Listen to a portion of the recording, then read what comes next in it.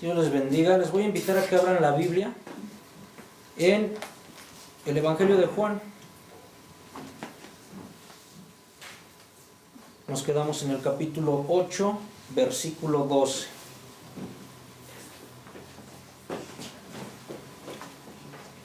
Y vamos a ponernos de pie, reverencia a la palabra, y vamos a darle lectura. Dice la palabra de Dios, Juan 8, 12. Otra vez Jesús les habló diciendo: yo soy la luz del mundo, el que me sigue no andará en tinieblas, sino que tendrá la luz de la vida. Entonces los fariseos le dijeron: tú das testimonio acerca de ti mismo, tu testimonio no es verdadero. Respondió Jesús y les dijo: aunque yo doy testimonio acerca de mí mismo, mi testimonio es verdadero, porque sé de dónde he venido y a dónde voy. Pero vosotros no sabéis de dónde vengo ni a dónde voy. Vosotros juzgáis según la carne, yo no juzgo a nadie, y si yo juzgo, mi juicio es verdadero, porque no soy yo solo, sino yo y el que me envió el Padre. Y en vuestra ley está escrito que el testimonio de dos hombres es verdadero. Yo soy el que doy testimonio de mí mismo, y el Padre que me envió da testimonio de mí. Ellos le dijeron: ¿dónde está tu Padre? Respondió Jesús: ni a mí me conocéis, ni a mi Padre. Si a mí me conocéis, también a mi Padre conoceráis. Estas palabras habló Jesús en el lugar de las ofrendas, enseñando en el templo, y nadie le prendió, porque aún no había llegado su hora. Vamos a orar. Padre eterno, Señor, en esta hora te pedimos, Espíritu Santo de Dios, que por medio de tu palabra hables, ilumines nuestros corazones, Padre. Que tú traigas esa iluminación, Señor, por medio de ella, para poder entender y comprender este pasaje que acabamos de leer, y que no solamente comprendamos tu palabra, Señor, sino que pueda hacerse vida en nuestra vida, para poder, Señor, actuar conforme a ella. Te lo pedimos en esta hora, en el nombre de tu Hijo amado, nuestro Señor Jesucristo. Amén. Amén. Vamos a tomar asiento. Hoy ya comenzamos nuevamente, más bien continuamos con lo que es nuestro programa que estamos viendo, que es el Evangelio de Juan. Nos habíamos quedado en el capítulo 8. Recordemos que el último mensaje del Evangelio de Juan fue el que vimos de Jesús cuando se encuentra con esa, o más bien le traen a esa mujer que estaba en adulterio. La mujer que estaba en adulterio, a donde Jesús dice esas palabras que el día de hoy la mayoría de las personas las conocen: yo no te juzgo, vete y no peques más. Yo les comentaba en aquel momento, cuando vimos ese tema, que ese tema muchos teólogos dicen que fue insertado, no era parte del original, sino que fue insertado después. Y les explicaba el motivo por el cual nosotros íbamos a darle ese seguimiento, tal y como está en la Biblia. Pero de esta manera, con este tema que comenzamos en el versículo 12, lo que acabamos de leer del 12 al 20, nos podemos confirmar que fue insertado. ¿Por qué? Recuérdense que en el capítulo 7, Jesús estaba en el último día de la fiesta de los tabernáculos. Y ahí Jesús había expuesto, ¿verdad?, que Él era, primeramente dijo: el que quiera, venga y beba de mí, y no tendrás sed jamás. Nos podemos dar cuenta que había dos símbolos especiales. Recordemos esa fiesta de los tabernáculos. ¿Cuáles eran esos dos símbolos especiales que habían en esa fiesta? Era el agua y era el fuego. La luz que ponían en el atrio arriba para que iluminara todo el templo y sus alrededores, y esa agua que derramaban sobre el altar, que iba el sacerdote hasta el Siloé a recogerla en ese cántaro de oro, porque eran símbolos que hablaban de esa agua que Dios les dio en el desierto a través de una roca para que el pueblo no muriera, y esa luz, ese remolino de fuego que era la presencia de Dios que iluminaba al pueblo durante 40 años en el desierto de Israel. Y aquí comenzamos en el versículo 12, a donde Jesús hace otra manifestación, pero dice: Jesús continúa hablando. Entonces quiere decir que es la continuación del capítulo 7. Por eso hoy podemos darnos cuenta que sí fue insertada esa parte de la mujer en adulterio, pero al final de cuentas tuvo que haber un propósito por el cual se insertó ahí. Y ahorita nos vamos a dar cuenta por qué tuvo, porque si se dan cuenta también, en el capítulo 7 habíamos hablado un tema de juzgar, ¿verdad? De juzgar con sano juicio, de juzgar como juzga Dios y de no condenar a las personas. Después de ahí vimos ese pasaje de cómo Jesús mismo no juzgó ni condenó a la mujer, sino que le dio el perdón, la misericordia, y aún no solamente de que le dio el perdón, le dijo que se fuera y que no pecara más. Entonces hoy vamos a ver, antes de, que durante esta fiesta, cada noche en el templo, les repito, se prendían esas faros, o como se le podría llamar, de fuego, que alumbraba, candelebros, ¿verdad? Que alumbraban con esas lámparas que se llenaban de aceite, para que pudieran levantar una llama grande y pudieran iluminar, que representaba precisamente ese remolino de fuego que estaba en el desierto acompañándolos, y era la presencia de Dios mismo. Ahora, esas llamas, aparte de iluminar a todo Jerusalén, el pueblo estaba ahí reunido, levantaban cánticos, himnos hacia Dios, había esa inmensa luz que daba en la oscuridad del desierto, y ese mismo lugar y bajo esas mismas luces fue cuando Jesús se levanta nuevamente y pronuncia las siguientes palabras. Veamos en el versículo 12. Otra vez Jesús les habló diciendo: yo soy la luz del mundo, el que me sigue no andará en tinieblas, sino que tendrá la luz de la vida. Ahora Jesús dice: yo soy la luz del mundo, y el que me sigue no andará en tinieblas, sino que tendrá la luz de la vida. Te quiero llevar a que imagines el momento.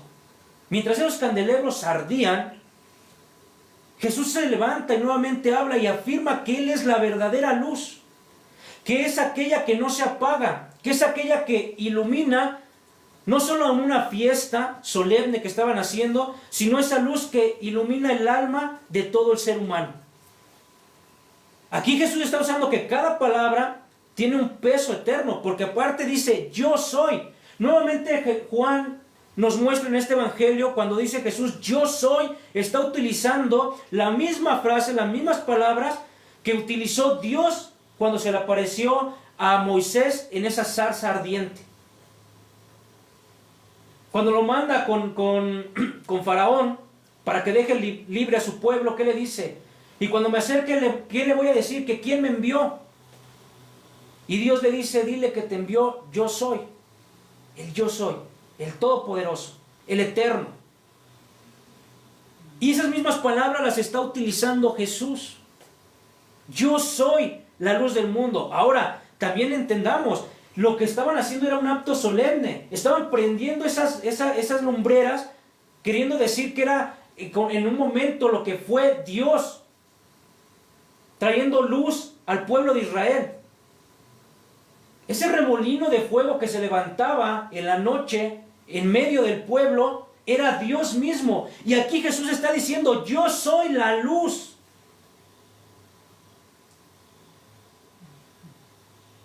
No podemos decir que Jesús nunca dijo que Él era Dios, porque sí, literalmente no hubo una palabra que diga que Jesús hubiera dicho: yo soy Dios. Pero lo dio a entender muchas veces. Lo reveló muchas veces. Yo soy, diciendo las mismas palabras que le dijo Dios a Moisés, y la luz del mundo. Ahora, Él va más allá, porque ya no solamente es esa luz que iluminó al pueblo de Israel, está diciendo: soy la luz del mundo, universal, que va a dar luz a toda criatura, a todo ser humano. Y fíjense que aquí Jesús no está diciendo: yo tengo la luz, yo soy portador de la luz. No es como un profeta más. Un profeta más hablaba en nombre de Dios, las palabras que Dios le ponía, solamente era un portador de la palabra, del mensaje de Dios. Pero aquí Jesús está diciendo: no yo tengo el mensaje, sino yo soy el mensaje. No es un mensajero de la luz. Él es en la misma fuente. Y es una fuente inagotable para todo el mundo. no solo es para el pueblo de Israel o las naciones que estuvieran a su alrededor, es para todas las naciones y para cada corazón que vive perdido en la oscuridad. Y luego dice, el que me sigue, no el que me admira, no el que dice, creo conocer de Dios, o sé quién es Dios, o sé que existe Dios. Dice, el que me sigue. Es decir, el que camina detrás de Dios. Fíjense que algo interesante, que el pueblo de Israel en ese momento, cuando se levantaba ese remolino en medio del pueblo de Israel, si ese remolino avanzaba, era Dios diciendo, tenemos que avanzar. Y si avanzaba ese remolino, ¿qué tenía que hacer el pueblo de Israel? Levantar sus tiendas y seguir. Porque obviamente el que se quedara, el que decía, no, tengo sueño, estoy cansado, y se quedaba en la tienda, ¿qué pasaba? Se iba y esas personas iban a quedar en oscuridad, en las tinieblas. Porque esa luz era lo que alimentaba, daba luz en la noche. Y era la guía de Dios llevando al pueblo de Israel. Aquí Jesús nos está diciendo lo mismo. Si tú no me sigues, tú puedes decir, creo, tú puedes decir, conozco, sé que existió, pero si tú no sigues, no vas detrás de Jesús, entonces te estás quedando fuera de esa luz. Como el pueblo seguía esa columna en el desierto, es la misma manera. Ahora, tenemos que entender bien qué significa andar en tinieblas también. Porque en el pueblo de Israel se quedaban en tinieblas físicas, en la oscuridad de la noche. Pero aquí Jesús nos está hablando de unas tinieblas espirituales y morales también. Fíjense, andar en tinieblas significa vivir separado de Dios, caminando en ignorancia espiritual, pecado y error, que conlleva seguirlo. Una persona que anda en tinieblas es una persona que está separada de Dios. Primera de Juan 1:6 nos dice, si decimos que tenemos comunión con Él, pero andamos en tinieblas, mentimos y no practicamos la verdad. Yo puedo decir soy cristiano, puedo traer muchas veces nos hacen burla que nosotros los cristianos traemos la Biblia bajo el brazo, ir cada 8 días a la iglesia.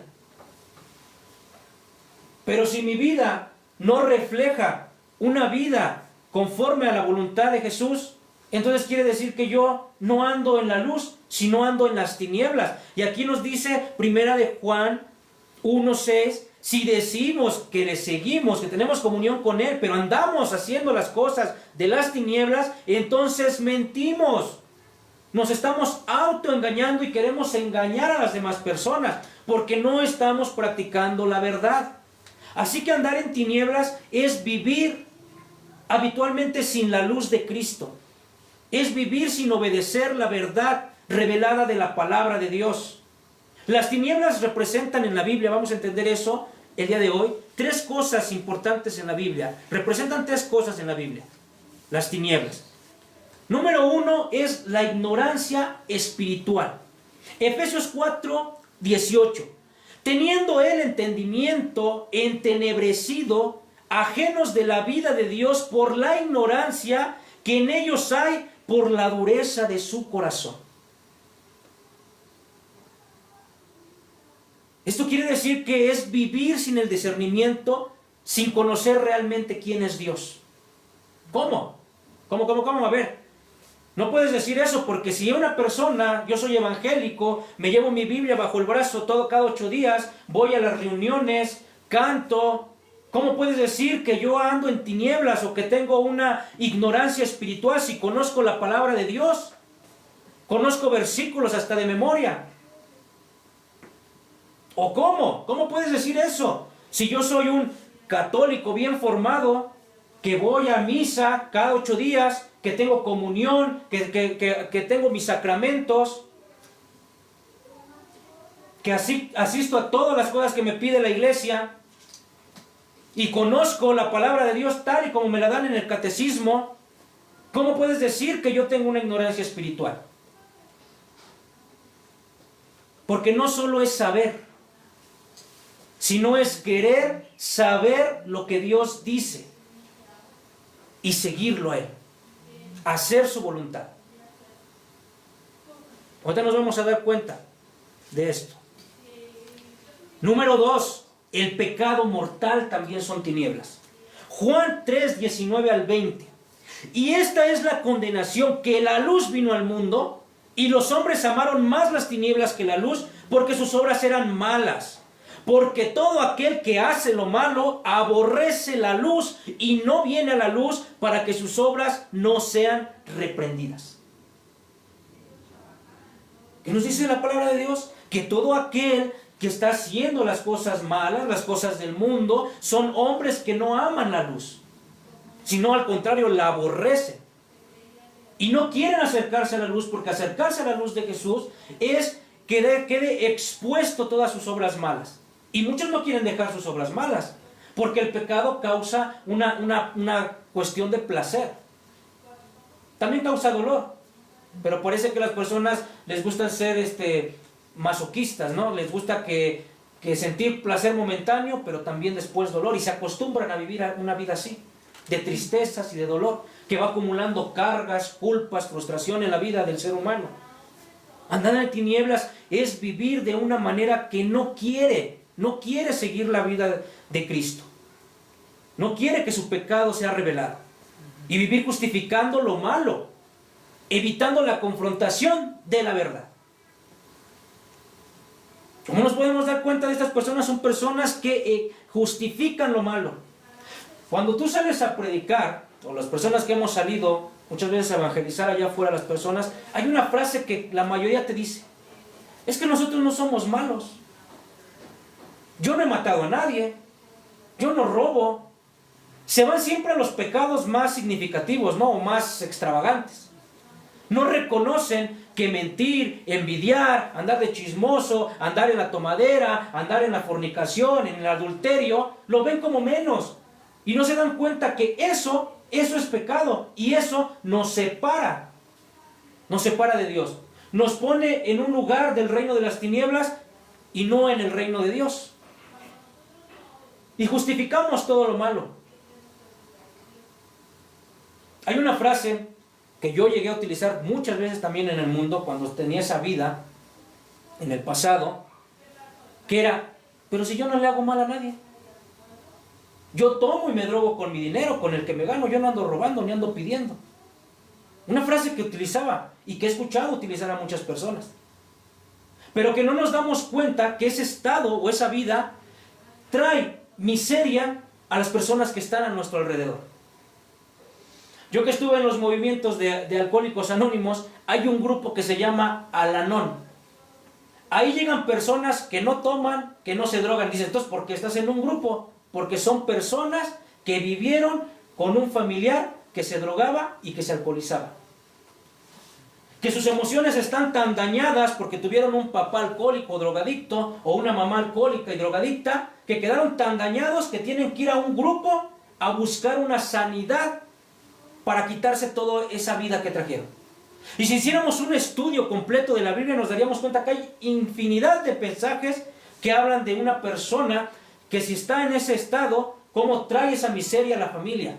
No solamente a él, a su vida, sino a las demás personas que están a nuestro alrededor. Pasa lo mismo, imagínate, eres el padre de familia, y si tú como padre de familia estás en adulterio, estás engañando a tu esposa, ¿tú crees que al final de cuentas eso no va a traer también mal para toda la familia?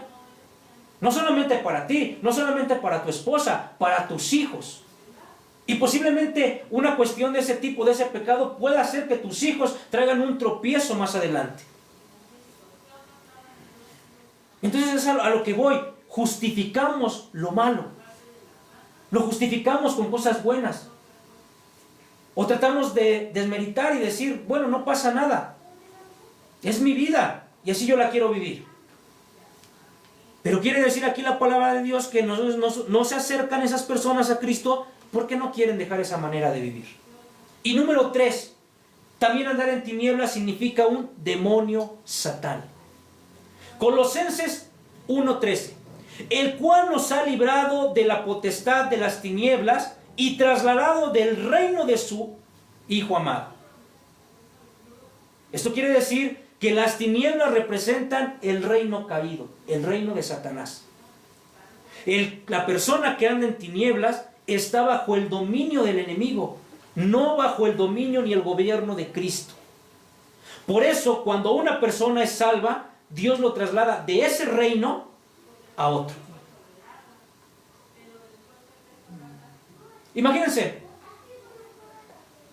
por poner un ejemplo, un niño o unos niños que nacen en una familia donde el papá se dedica a la delincuencia, es un ladrón, es un secuestrador.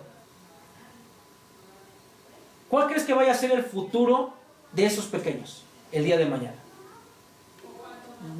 Por lo regular, es el mismo futuro. Van encaminados a lo mismo. Si una persona nace en una familia donde el papá era un drogadicto, llegaba todo drogado a casa, golpeaba tremendamente a la esposa, maldecía a todos, ¿cómo creen que del día de mañana van a ser esos niños? Muy seguramente van a ser igual. ¿Por qué? Porque están en un reino caído. No podemos decir estoy creyendo en Cristo y seguir bajo ese tipo de cosas, porque entonces estamos viendo que no estamos en el reino de Dios, sino en el reino de las tinieblas, de Satanás, bajo su dominio. Entonces nos está mostrando aquí que la Biblia, hay tres aspectos que tienen las tinieblas. Uno es ceguera espiritual, el otro es moral, cómo actuamos bajo el pecado, y la otra es un dominio bajo la potestad de Satanás. Cuando la Biblia llama a no andar en tinieblas, nos está llamando a dejar de vivir bajo el engaño del pecado y venir a la luz de Cristo. Efesios 5:8.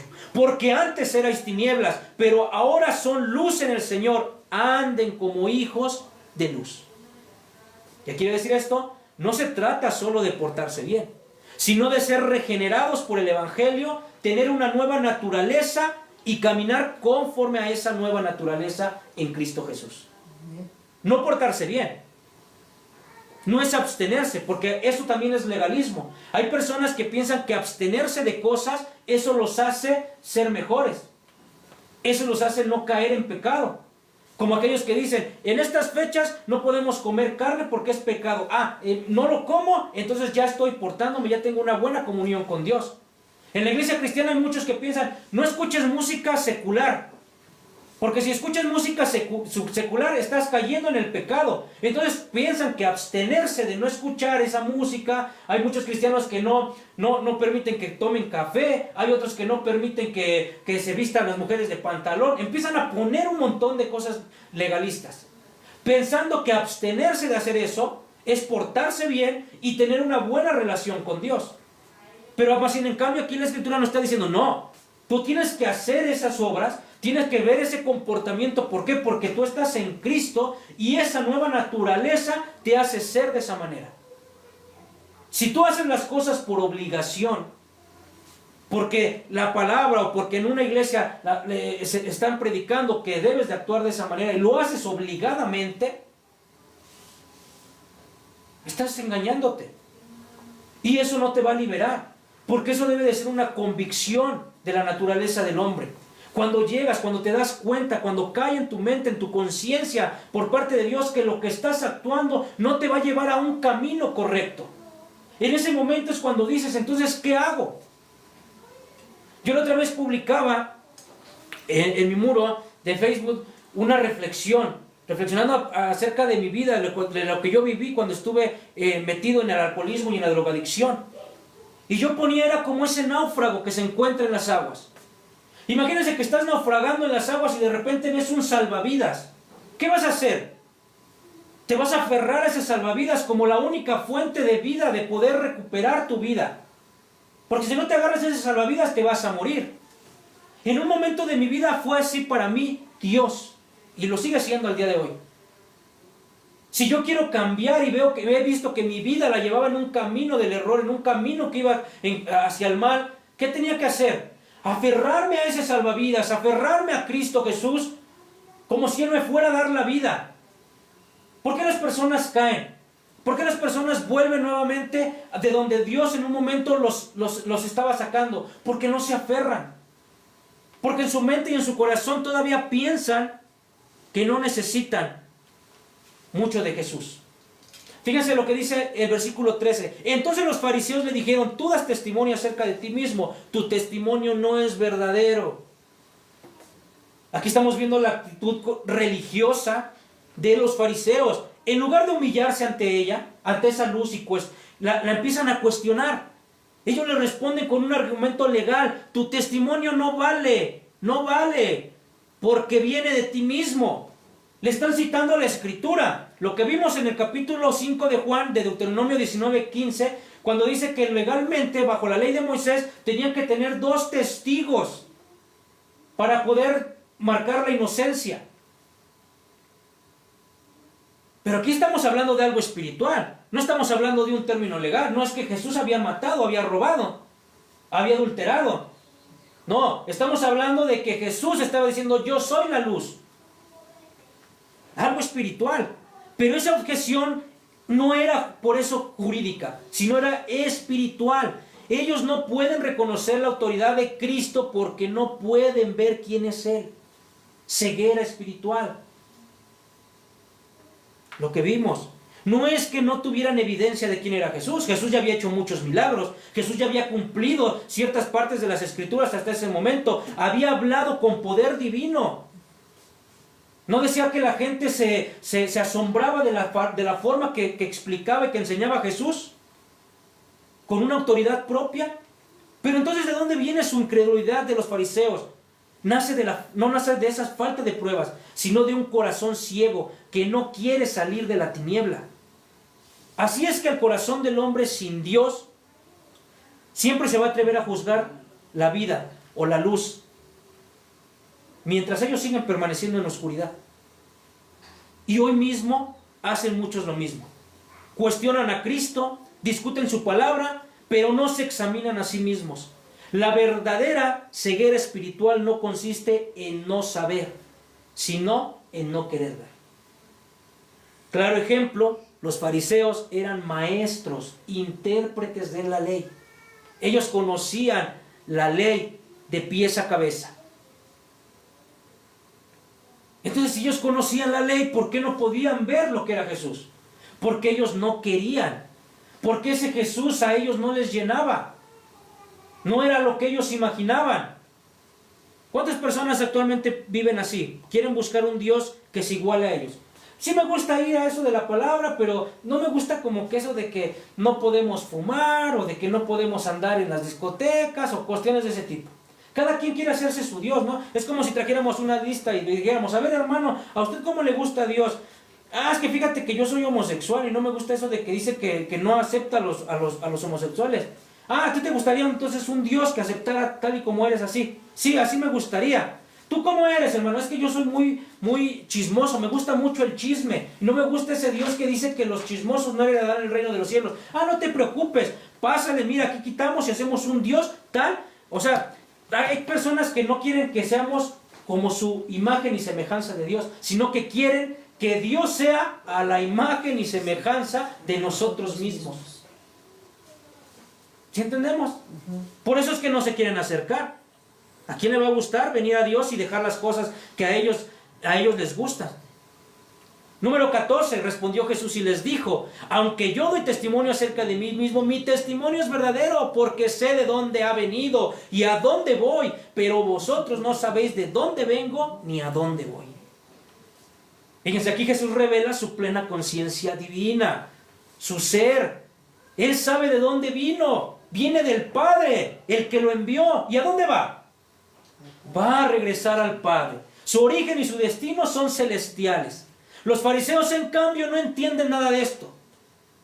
Ellos siguen atados a lo terrenal, juzgan según lo que ven y no tienen discernimiento espiritual. De hecho, Isaías ya lo había profetizado, que en él no se iba a hallar nada que llamara la atención, nada bueno. Jesús no iba a ser una persona buena parecida, no iba a ser una persona como esos conferencistas que tienen una palabra muy aguda, muy bonita, son muy guapos, altos. Ese Jesús que nos venden, o que venden más bien allá afuera en las imágenes, ese Jesús europeo, ese no era el Jesús que habla, porque nadie sabe cómo era exactamente. Todos se imaginan. Y lo ponen así, ¿no? Hasta lo ponen, esos que lo ponen así con el pecho marcado y todo. Lo hacen atractivo para las personas.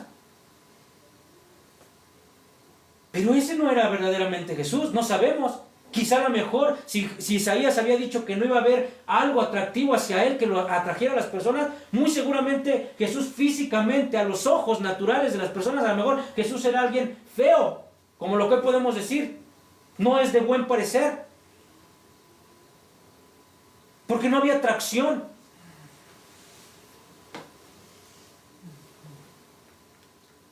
¿Se dan cuenta? Y entonces Cristo aquí está diciendo, mi testimonio es verdadero porque proviene de la eternidad. Él no necesitaba, hermanos, un testimonio, un testigo humano, que lo podía haber tenido. De hecho, en el capítulo 5 lo vimos, si se lo recuerdan. Él dijo, Juan el Bautista da testimonio de mí. ¿De quién soy yo? ¿Qué dijo Juan el Bautista? He aquí el Cordero de Dios que quita los pecados del mundo. Porque Juan fue testigo de que cuando lo bautizó en las aguas, el Espíritu Santo en forma de paloma descendió sobre Jesús, se abrieron los cielos y se escuchó una voz que decía, este es mi Hijo amado. Si Jesús quería testigos humanos, hubiera podido, ahí estaba Juan, ahí estaban sus discípulos, ahí estaban las personas que habían sido sanadas por la mano de Jesús. Pero Jesús fue más allá, porque esto era espiritual. Fíjense, esta declaración de autoexistencia divina de Dios, de Jesús, solo Dios puede hacerlo. Cuando un hombre no conoce a Cristo, vive sin rumbo, vive sin saber de dónde viene y hacia dónde va. Pero el que camina con la luz sabe que tiene vida eterna, que tiene un origen santo y su destino es eterno. Número 15. Vosotros juzgáis según la carne, yo no juzgo a nadie. Y aquí dense cuenta, ¿por qué muy seguramente, y así lo dicen los teólogos expertos, se insertó ese pasaje de la mujer en adulterio en el Evangelio de Juan? Porque aquí Jesús está diciendo, yo no juzgo a nadie. ¿Qué le dijo a la mujer en adulterio? ¿Dónde están los que te juzgan? Ni yo te juzgo, vete y no peques más. Pero Él les dice, vosotros juzgáis según la carne, según lo que ves. Tú juzgas a una persona conforme la ves. ¿Cuánto no nos ha pasado? Una ocasión en un trabajo que estaba, había una persona que se rapaba, estaba todo tatuado, completamente así. Parecía de esos de El Salvador, los que les llaman los Mara Salvatrucha, ¿no? Les decían así. Que esas personas se conocían por ser asesinos. De hecho, para entrar ahí, muchos le daban testimonio que para que pudieras entrar, los líderes te decían, toma esta arma y sal, y a quien tú quieras, mátalo, y de esa manera vas a ser parte de nosotros. Cuando yo entré a ese trabajo, yo veía esa mirada de esa persona muy, muy fea, y por su apariencia, yo veía que era una persona que, la verdad, les voy a decir así, me daba miedo. Yo trataba de no acercarme y de no tener ninguna relación con esa persona, porque yo decía, esa persona viene de algo malo o anda en algo malo, por cómo se vestía, por cómo aparentaba en su físico. En alguna circunstancia de la vida, de ese momento, nos tuvimos que acercar, comenzamos a hablar, ¿y qué creen? Esa persona tenía 40 y tantos años, me recuerdo que hasta yo decía que tenía en aquel entonces la misma edad de mi madre, y se veía más joven, por cómo se vestía. Cuando yo empecé a tratar a esa persona, me di cuenta que era un hombre, más bien un niño, en su forma de pensar, que estaba metido en un hombre de 40 y tantos años. ¿A qué voy con esto? A veces así somos. Vemos a la persona, cómo se viste, cómo es, y empezamos a poner prejuicios, y empezamos a hacer en nuestra mente cómo es esa persona.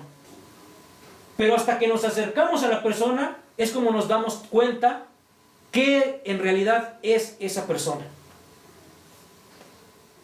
Por eso Jesús les está diciendo, ustedes juzgan conforme a la carne. Jesús no juzga conforme a eso. Su medida de ellos era humana, superficial y aparente. Solo ven lo que pueden ver sus ojos, no lo que el Espíritu puede discernir. Y Jesús añade, yo no juzgo a nadie. No porque no tenga la autoridad, porque yo se los decía en ese tema que vimos con la mujer en adulterio. Si Jesús hubiera condenado a la mujer, por ende tenía que condenar ¿a quién? A toda la humanidad. Pero aquí Jesús está diciendo, yo no juzgo a nadie, no condeno a nadie, no porque no tenga la autoridad, porque de hecho la autoridad de juicio, Dios se la dio al Hijo. Sí tiene la autoridad, pero entonces ¿por qué Jesús no condena? Para salvar. Porque la primera venida de Jesús no era el juicio va a venir después en la segunda venida de Él. Su propósito de ese momento era alumbrar la vida de las personas, que tuvieran una reconciliación con Dios. Por eso un corazón religioso, hermanos, la religión juzga, Cristo revela. La religión acusa, Cristo alumbra. Pero esa luz revela también una demanda y una respuesta. Vamos a ver. 16. Y si yo juzgo, mi juicio es verdadero, porque soy yo solo, sino que el Padre que me envió. Aquí Jesús está afirmando que algo que ningún profeta pudo haber dicho jamás en su vida. Su juicio es perfecto porque Él y el Padre uno son. Los profetas que utilizó Dios ya se los dijeran mensajeros, pero nadie podía decir por sí mismo, tenía la autoridad por sí mismo. Lo que les daba a Dios era una autoridad regada por parte de Dios. Pero Jesús era una autoridad propia, porque Él y el Padre eran uno solo.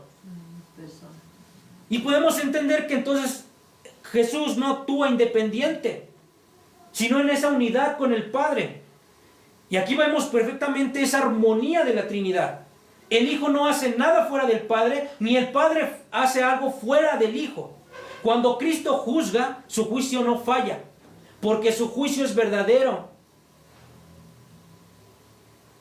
Y esa misma verdad, cuando ilumina, deja sin excusas a todo corazón humano. No hay quien se pueda resistir. Fíjense el 17. Y en vuestra ley está escrito que el testimonio de dos hombres es verdadero, lo que vimos. Y en el 18.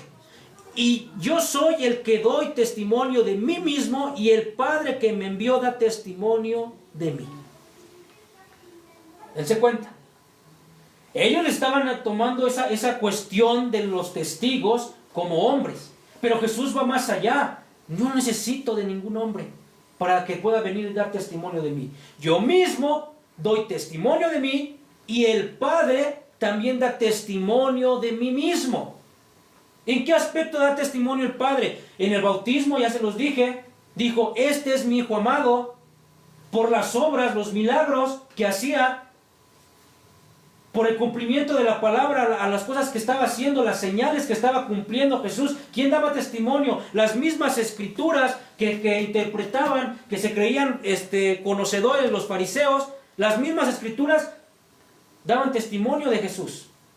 Entonces el mismo Padre era el que estaba dando testimonio de Jesús. Es lo que les está diciendo aquí Jesús. Yo soy el que doy testimonio de mí mismo, y el Padre que me envió da testimonio de mí. Y lo testifica ahora porque el poder y la sabiduría con que está Jesús hablando provienen directamente ¿de quién? Del Padre.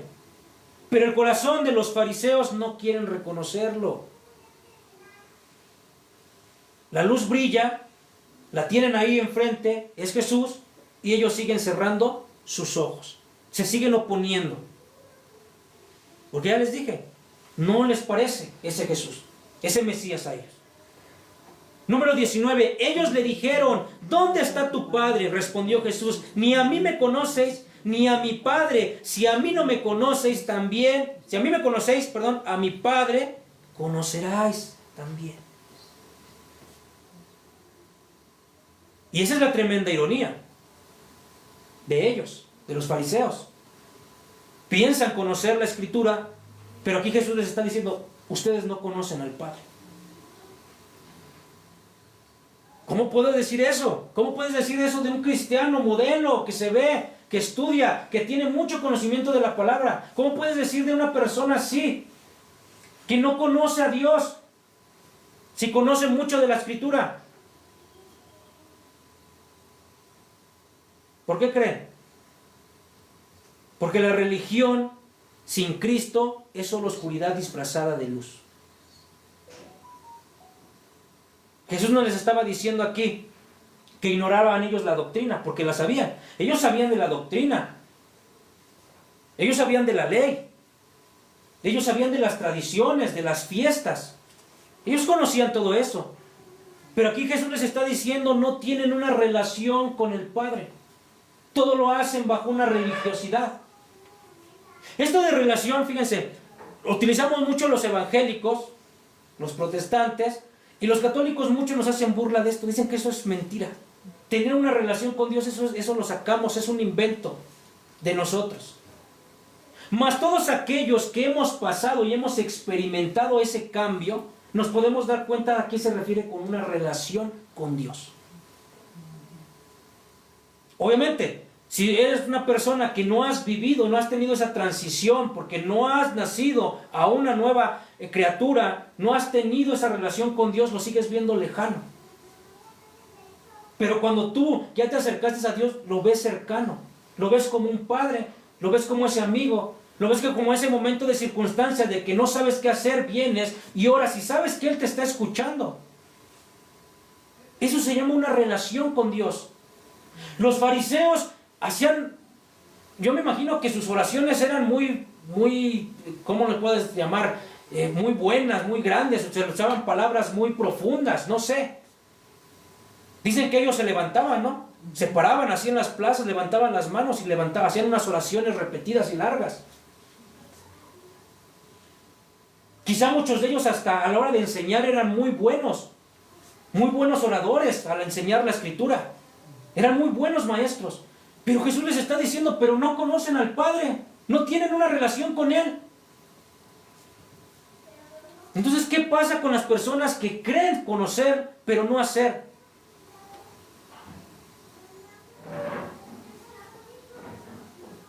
Porque nadie puede conocer verdaderamente a Dios si no conoce al Hijo.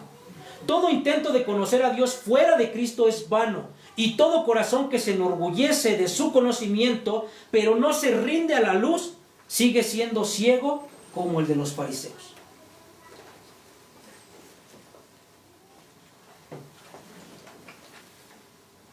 Podrá haber la persona más ignorante en el aspecto de la Escritura. Pero si esa persona con un corazón deseoso, genuino, se acerca a Dios, ora a Dios, puede ser que esa persona tenga más relación con Dios que aquel que es un doctor en teología, que aquel que tiene un cargo grande dentro de una iglesia.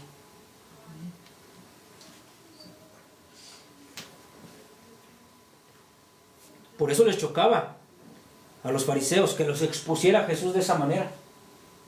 Ellos la gente en algún momento tenía una imagen de ellos, los sabios, los santos, los que ayunan, los que oran, los que saben.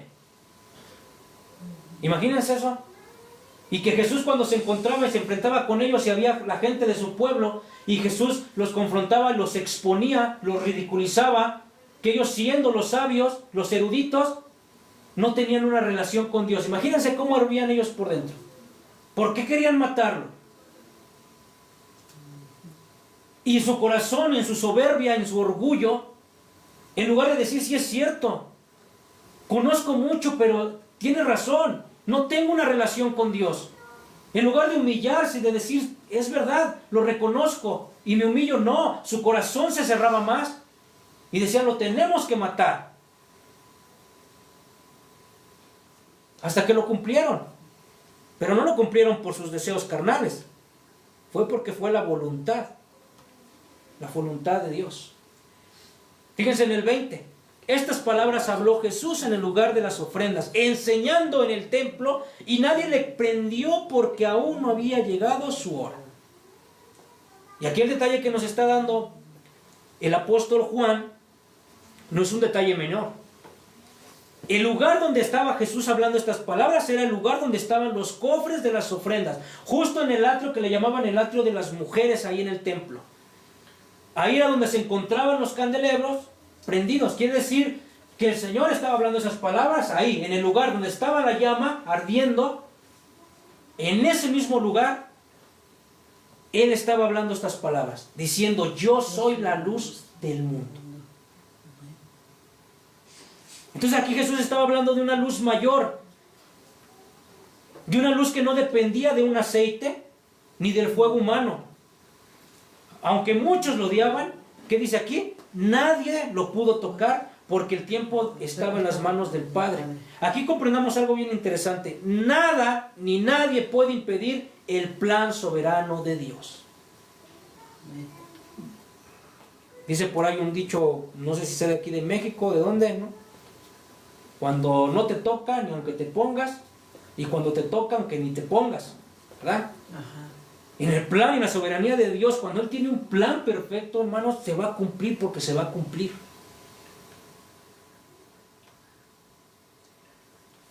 Entonces podemos entender esto, que la luz de Jesús expone el corazón del hombre. Amén.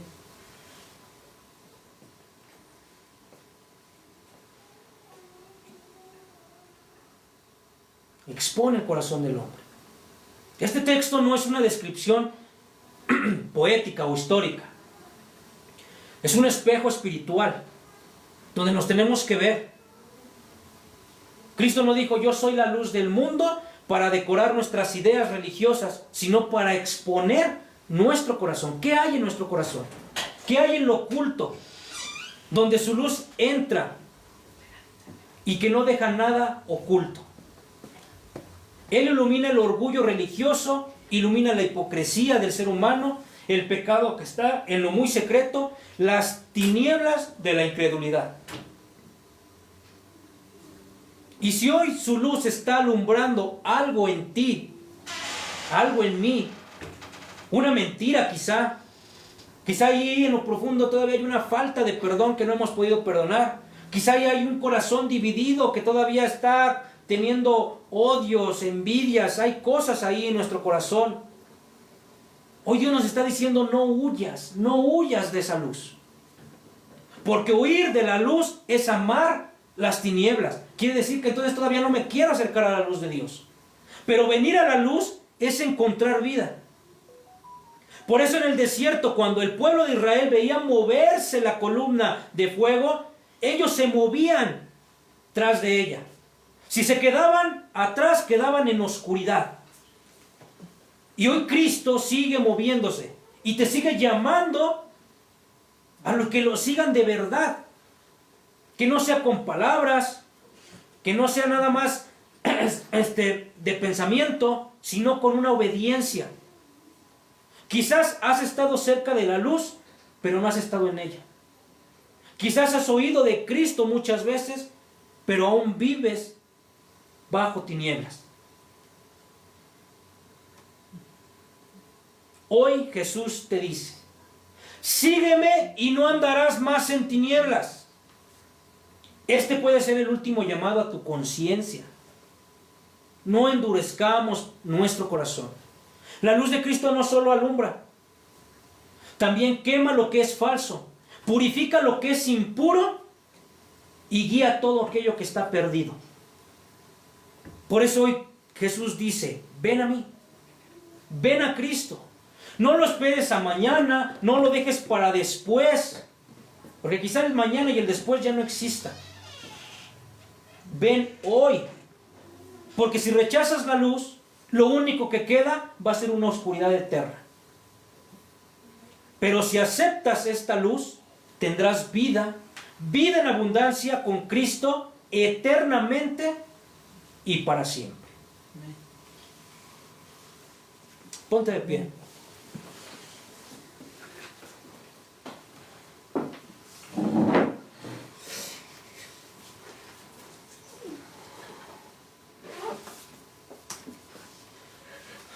Padre bendito, Señor, en esta hora te damos gracias por este mensaje. Te pedimos, Padre eterno, Señor, que sigas tú iluminando, Señor, y llenando cada corazón que está perdido, que está entenebrecido, Señor, que está en tinieblas. ¿Cuántas personas, Señor, actúan, Señor, pensando que siguen haciendo bien? Vemos, Señor, allá afuera, Padre eterno, Señor, vemos en la humanidad, Señor, caída, personas, Señor, que ultrajan, que roban, que violan, que asesinan. Personas, Señor, que por causa de mentir, Señor, de sobornar, de robar, Señor, para enriquecerse sus vidas, Señor, lastiman a las demás personas. Seguimos viendo, Señor, en una humanidad niños abusados sexualmente, Señor. Seguimos viendo en una humanidad, Señor, personas, Padre eterno, desaparecidas. Por aquellas personas, Señor, que están en tinieblas, por aquellas personas, Señor, que no quieren buscar de ti. Pero incluso esas personas, Padre, que están siendo víctimas de ese mal, también son personas que tienen tinieblas en sus vidas. También son personas que muchas veces, Señor, no buscan, no se acercan de ti, Señor. Que creen que hacer cosas, Padre eterno, cotidianas, parecen inofensivas, Señor. Parecieran muy inofensivas, pero sabemos que traen un fondo de obras malas, de tinieblas en su corazón y en sus vidas. Aquellas personas que no se quieren acercar a ti, aquellas personas que te reconocen pero que no quieren tener ninguna comunión contigo porque te les haces muy exigente, porque pides dejar muchas cosas, porque no pueden entender, Señor, que venir a ti es tener una relación contigo, es tener un amor genuino contigo, Señor, y en ese amor y en esa relación, Señor, tú das la fuerza para que puedan dejar, Señor, toda vida de tiniebla. Señor, te pido y te ruego por las personas que están buscando sinceramente de ti, pero que hay cosas en su corazón que están luchando, tinieblas en su corazón que están luchando por dejar, Señor. Hay muchas personas que verdaderamente buscan de ti, pero hay la falta de perdón en sus vidas, Señor, de resentimiento hacia las demás personas, quizá de algún vicio, Padre eterno, quizá de alguna mala palabra, Señor, que no pueden dejar de decir maldiciones en su boca, que no pueden dejar, Señor, de actuar de una manera incontrolada, Señor, irrespetuosa hacia las demás personas, que no pueden dejar deseos sexuales, Padre eterno. Te pido, Padre de Dios, Señor, que traigas esa luz a sus corazones, a sus vidas, Padre, que les des esa fuerza, Señor, y por medio de tu Espíritu Santo puedan vencer. Porque todo aquel que se acerca genuinamente a ti, Señor, es un vencedor en ti. Es alguien que puede, no en sus fuerzas, sino en las tuyas. Padre, hoy oramos y decimos, Señor, que toda oscuridad sea disipada por medio de tu luz y tu luz admirable, Señor, en medio de los corazones de hombres y mujeres que buscan, Señor, de tu rostro. Te lo pedimos, Señor, así en esta hora, en el nombre de Cristo Jesús. Amén. Amén. Gloria al Señor.